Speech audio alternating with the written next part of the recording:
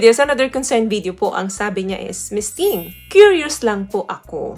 May G-spot din po ba ang lalaki? My BF asked me to do it sa anal niya. But I said no kasi di hygienic for me. And hindi ako naniniwala na merong G-spot doon. Weird lang talaga. Okay, eto bihira po itong natatapik. Sa ibang kalalakihan, yung idea na merong humahawak doon sa prostate nila is parang nakakangilo na yun, para ka na daw inooperahan ng gising. Yan yung mga feedback nila. Pero kung bukas ang isipan mo to the world of anal exploration, especially dito, I'm calling doon sa mga viewers natin, mga kapatiran nating LGBTQ na may partner na same-sex na parehong lalaki, maiintindihan nila karamihan dito. Kung open ang isipan mo na i-explore ito, pwedeng bagong excitement ito sa inyong sexual pleasure. Yes, ang prostate po, yan po ang G-spot ng mga kalalakihan or yung tinatawag nilang P-spot. Dahil ito ay may ability na mag-deliver ng isang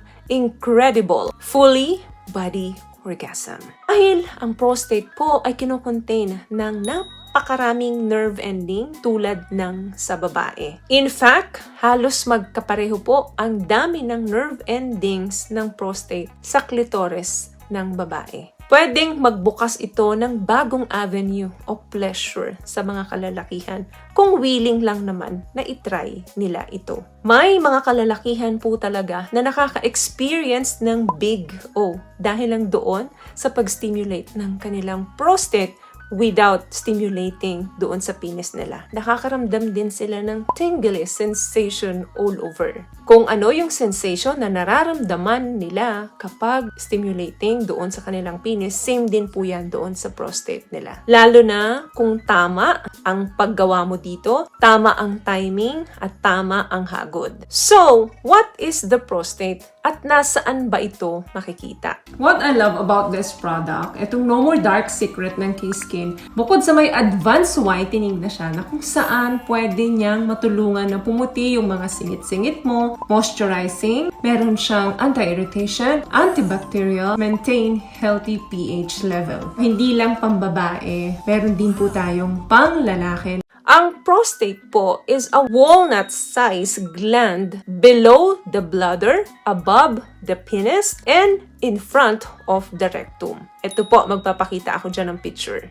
Ang primary function po is to create prostate fluid, which is a component of semen. Kaya lang, pag na-stimulate mo ito ng tama, pleasurable to sa isang lalaki. Kaya nga tinatawag nila itong G-spot. Paano mo makikita yan? Nasaan yan? Pwede mong sabihan yung partner mo na i-insert yung kanyang daliri or kung may toy ka naman, pwede yan. Yung toy para sa rectum.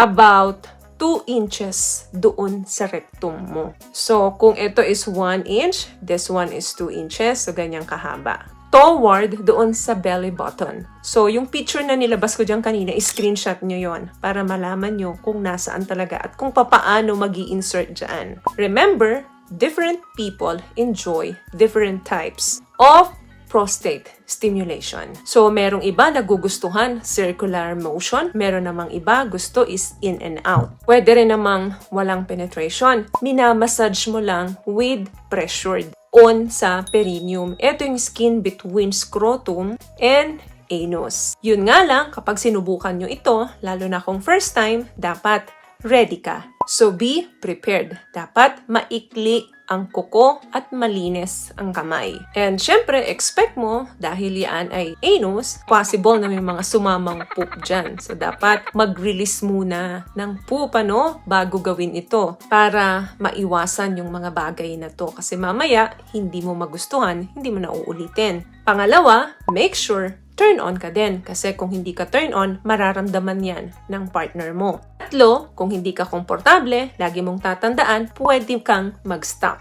Say no kung ayaw mo na. So, napaka-importante po ng pag-uusap sa kahit na anong bagay o aspeto ng relasyon, lalo na pagdating sa SEX. Mas magkakaunawaan kasi kayo kapag bukas ang isipan ng bawat isa. Huwag kayong mahiya sa mga partner ninyo magtanong kasi yung mga partner ninyo ang makakatulong sa inyo. Basta kapag hindi po komportable sa ginagawa, magsabi kayo ng no. Dapat team kayo pagdating sa ganyang usapin. So yun lamang guys ang video natin for today. I hope nakapagbigay po ako ng tips sa inyo. At kung nagustuhan nyo ang video natin, please give it a thumbs up, comment down below, and also share this video na rin po sa mga kaibigan sa tingin nyo matutulungan ng video natin. Once again, palagi po kayong mag-iingat at palagi po kayong manalangin. Thank you guys for watching and see you in our next one. Always love yourself and be a blessing. Bye!